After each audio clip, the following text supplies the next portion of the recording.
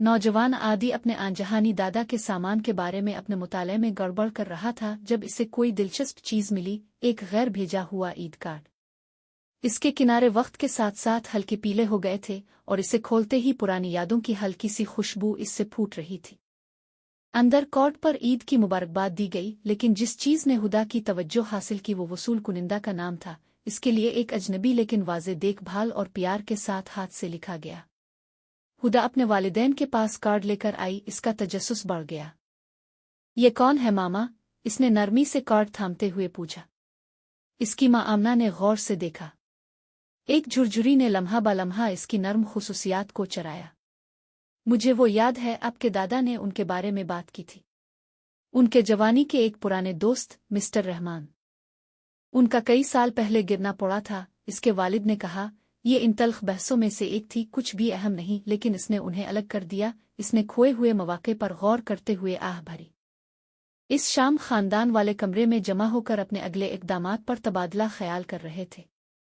बेताबी के साथ उन्होंने मिस्टर रहमान को ढूंढने और भूले हुए ईद कार्ड पहुंचाने का फैसला किया। हुदा के दादा की इस तरह इज्जत करना ही मुनासिब मालूम हुआ। ईद की सुबह अपनी मामूल की खुशियों के साथ जिंदा हो गई, फिर भी अपने रंग बरंगे लिबास के नीचे हुदा और उसके खानदान ने एक पुख्ता काम अंजाम दिया। समोसे और सरासर खुरमा की ताज़ा प्लेट लेकर वो खामोश गांव से गुजरने लगे। जनाब रहमान मुजाफात में रहते थे, बाकियों से दूर। जब वो पहुंचे तो वो अपने सहने अकेला बैठा था। इसके चेहरे पर बरसों का कैनवस था, फिर भी तन्हाई के आसार थे। आमना एहतियात से इसके करीब आई, जबकि हुदा ने कार्ड हवाले किया। हाथ की तहरीर को पहचानते ही बुजुर्ग की आंखें गहरी हो गईं। कांपते हाथ से इसने कबूल कर लिया। इसके होंठों पर पुरानी मुस्कुराहट फैल गई।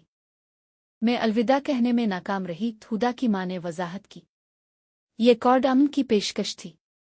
हमने सोचा कि ये आपके पास होना चाहिए। बूढ़े ने नजर उठाकर देखा। इसकी आंखें बेसाख्ता अल्फाज से तर हो गईं। मैं अक्सर सोचता था कि क्या मुझे राब्ता करना चाहिए था। इसे मेरे पास लाने के लिए आपका शुक्रिया। वो अंदर आमना के कहने पर वो सब इकट्ठे बैठ गए। समोसों की प्लेट और सरासर खुरमा के मीठे करीमी जायके पर कहानियां शेयर की गईं। तवील अरसे से नज़रअंदाज किए जाने वाले बंधन ने यकजहती की मौजूदगी में नरमी से संभलना शुरू कर दिया। दिलों को हल्का करते हुए उन्होंने मिलकर मिस्टर रहमान के घर पर ईद की नमाज अदा की। ये एक खूबसूरत मुफाहमत की नुमाइंदगी करता है, ईद के जज्बे का एहतराम करते हुए दोबारा जुड़े हुए ताल्लुकात की गवाही, क्योंकि ये वाकई रंजिशों को छोड़ने और इत्तेहाद को गिले लगाने का वक्त था।